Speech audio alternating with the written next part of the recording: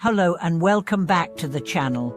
Today we venture into the heart of Buddhist cultivation to uncover two fundamental truths. First, that the essence of Dharma practice is not found merely in reciting sutras or performing rituals, but in the relentless discipline of subduing the ceaseless wanderings of the mind. And second, that unless we daily confront and dissolve the five poisons, greed, hatred, ignorance, arrogance, and doubt, we cannot hope to navigate the sea of suffering toward the shore of awakening. In the bustling world, countless seekers assume that honorable gestures, bowing, chanting, making offerings alone constitute true practice. Yet the Buddha taught that mind itself is Buddha, and Buddha itself is mind. When our thoughts gallop like untamed horses, no quantity of mantras or ceremonies can penetrate the inner turmoil. Only by learning to recognize each toxic impulse as it arises, to examine it without aversion or indulgence, and to let it pass like a cloud across the sky, do we step onto the path of genuine transformation. Imagine your mind as a field beset by five serpents, each embodying one of the poisons. Greed calls around the heart, whispering that joy lies in possession. Hatred ignites flames of resentment, ignorance casts a veil over reality. Arrogance spews venom of self-exaltation, and doubt ensnares us in indecision.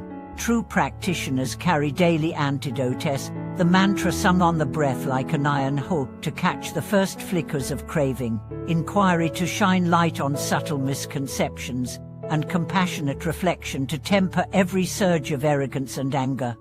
Consider the ancient master known as the contemplation sage. One dawn, while in meditation, a bird alighted upon his bowl and pecked incessantly. Rather than shoo it away or shrink in irritation, he simply thought, "Greed and hatred are poisons, let my mind remain undefiled." The bird, soothed by his equanimity, settled quietly nearby. In this simple episode, we witness how inner mastery of thought transforms even the wildest disturbance into an opportunity for calm awareness. Similarly, Pan the monastic once struggled with surges of anger during late-night study. When a snide comment from a fellow monk pierced his composure, he felt his breath accelerate and his chest tighten. His teacher instructed him to cup the anger in his palms, envisioning it as a blazing butterfly, and then to exhale it into the night breeze. Through this embodied ritual, Chan learned that hostility need not be suppressed, but can be observed, transformed by the warmth of compassion into the extinguished embers of peace. Doubt, often dismissed as harmless skepticism, is in fact a subtle demon that undermines both confidence and practice. Lin, a dedicated meditator, found herself trapped in relentless questions. Is this method valid? Am I wasting my time? Until a retreat master taught her that threefold contemplation. With each breath, she would silently intone the Buddha's name, then observe the rising of thought, feeling, and subtle shifts in awareness. By bringing doubt itself into the field of observation, she discovered that faith and skepticism could merge, allowing genuine stillness to emerge after 10 days of steadfast practice. Underpinning all these methods is the ignition of bodhicitta, the profound aspiration to awaken for the benefit of all beings. Master Kao, upon realizing that every victory over his own inner hindrances planted seeds in the Dharma realm, vowed, "If I conquer my inner demons, I will use that strength to guide others. If I sever my afflictions, I will wield that wisdom for the welfare of countless beings." Each time he subdued one of the serpents within his mind during meditation, he sensed a spark of compassion alight in his heart, reaffirming that the battle against inner demons is itself the very crucible of awakening. Whether in moments of quiet seated practice, in the midst of daily chores, or when the pressures of modern life swirl around us, remember that every thought, no matter how subtle, offers a chance for liberation. By turning our gaze inward, naming the poisons as they arise, and tenderly weaving patience, insight, and compassion into each moment, we transform the endless battlefield of our psyche into the fertile ground of wisdom. As our lifelong practice unfolds, the subtle street victories often emerge not in grand moments of insight, but in the quiet triumphs of daily life. Consider the university professor who, after a harsh critique of his research, felt resentment twist in his chest until sleep evaded him.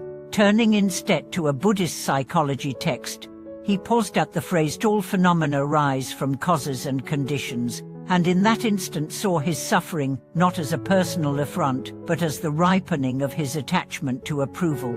He closed the book, gently recited Amitabha, and felt the tight knot of anger soften. In the following days, every criticism became an opportunity to examine his deeper aspirations rather than lash out in self-defense.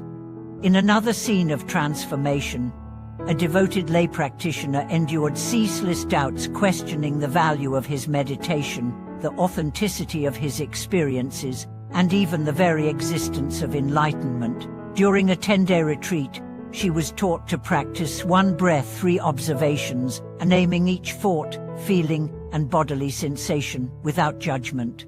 On the 10th morning, as rain pattered on the roof, his mind fell silent, not because he annihilated doubt, but because he witnessed it arise and dissolve like dew on a lotus leaf. That simple observation broke the cycle of skepticism, allowing genuine faith to arise in its place. Greed, too, reveals itself in unexpected guises. Once, an executive so dominated by acquisitive ambition that nights became haunted by dreams of endless deserts and glittering ingots, discovered a practice drawn from the diamond sutta: let the mind dwell nowhere. Each morning at his desk, he placed a small mirror before him. When craving stirred, whether for promotion, wealth, or recognition, he simply gazed into his own eyes and sighed 3 times, reminding himself that true wealth lies in a heart unburdened by desire. Within weeks, the restless ache faded, replaced by a serene clarity that suffused both work and rest.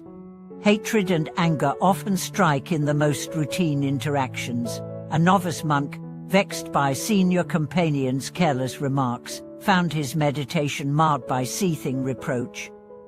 His teacher advised him to visualize that anger as a fiery butterfly and to breathe it out, transforming its heat into compassionate resolve. After days of this practice, the monk realized that his irritation was not an enemy to conquer, but a signal pointing to unaccumulated fears. Once he greeted anger with curiosity rather than aversion. It melted away, leaving a reservoir of warmth toward both himself and others.